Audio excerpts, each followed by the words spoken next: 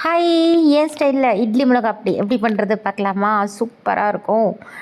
எப்படி பண்ணுறது, என்னென்ன சாமான்லாம் வேணும்னு நான் சொல்கிறேன். உளுத்தம்பருப்பு, கடலப்பருப்பு, அப்புறம் எள்ளு, கருப்பு எள்ளா இருந்தாலும் சரி, வெள்ளை எள்ளா இருந்தாலும் சரி, இது அளவுக்கு எடுத்துக்கலாம்.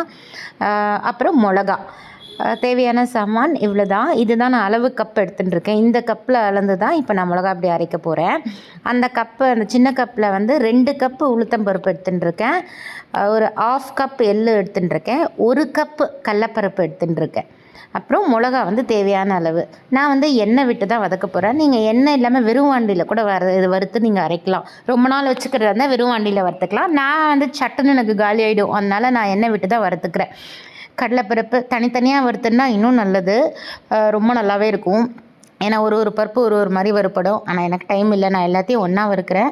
கடலைப்பருப்பு, உளுத்தம்பருப்பு ரெண்டுத்தையும் ஒன்றா போட்டு வானிலையில் நல்லா வறுத்துக்கலாம். நல்லா செவக்க வறுக்கணும் இது.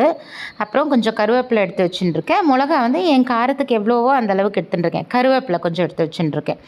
ஸோ கருவேப்பிலையும் இந்த பருப்போடையே சேர்த்து நல்லா வறுத்துக்கலாம். நல்லா கருவேப்பிலெலாம் நல்லா நரன்னு வறுப்படணும்.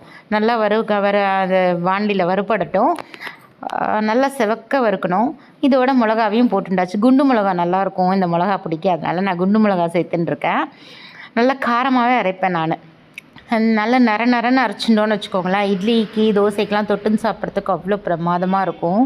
இது எல்லாத்தையும் நல்லா வறுத்துக்கலாம், நல்லா செவக்க வறுத்துக்கலாம். கூட எள்ளையும் கொஞ்சம் நல்லா வறுப்பட்டுட்டா பருப்பெல்லாம் எள்ளையும் போட்டுண்டாச்சு.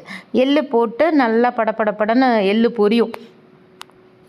என் பாட்டிலாம் சொல்லுவாங்க, மூஞ்ச கோவமாக வச்சுட்டா மூஞ்சியில் பாரு எள்ளும் கொள்ளும் வெடிக்கிறது அப்படின்னு. எள்ளு நல்லா வெடித்து வரும். பெருங்காயமும் போட்டுண்டாச்சு. எல்லாத்தையும் நல்லா வறுத்துக்கலாம். நல்லா செவக்க வறுத்துக்கணும். பாருங்கள், பருப்பெல்லாம் நல்லா செவந்துடுது. எல்லாம் மிக்சியில் போட்டு சும்மா நரன்னு அரைச்சிண்டாச்சு. அவ்வளோதான். அந்த கலர் பாருங்கள், இப்படி கோல்டன் கலரில் இருக்குது. இட்லி தோசைக்கெலாம் தொட்டுன்னு சாப்பிட்டா அவ்வளோதான் சொர்க்கம். வேறு எதுவுமே வேண்டாம், இந்த மிளகா அப்படி இருந்துட்டா அவ்வளோதான். என் சேனல் பிடிச்சிருந்தது அப்படின்னா என் சேனலுக்கு சப்ஸ்கிரைப் பண்ணுங்கள், என் வீடியோஸ்க்கு சப்போர்ட் பண்ணுங்கள்.